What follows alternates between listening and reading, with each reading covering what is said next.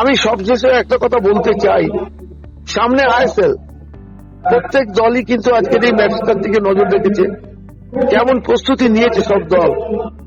আমি আমার ফুটবলের ক্ষুদ্র থেকে বলতে পারি, নর্থ ইস্টের মাঠে, নর্থ ইস্টের থেকে 3 পয়েন্ট নিয়ে যে দল ফিরতে পারবে তাদের আমি বলবো যে তারা দারুণ তৈরি হয়ে, দলটা কিন্তু এবার দারুণ ভাবে তৈরি। আজকে দেখতে পেলাম ম্যাচের শেষে আব্রাহামকে মাঠে যেতে, যিনি মালিক, এই যে কতটা খুশি উনি হয়েছেন। উনি অনেকদিন ধরে এই দলের সাথে রয়েছেন, কোনো সাফল্য পাননি, এই প্রথম একটা বড় সাফল্য তার দল পেল। কালকেও পার্টিতে দেখেছিলাম তাকে খুব আনন্দিত হতে, আজকে দেখলাম জয় পাওয়ার পরে তার মধ্যে যে অভিব্যক্তি, তাতে কিন্তু খেলোয়াড়রাও অনেক বেশি উজ্জীবিত হবে। এই নর্থ ইস্ট এবার আইএসএল এ আমার অবশ্যই ডার্ক হর্স।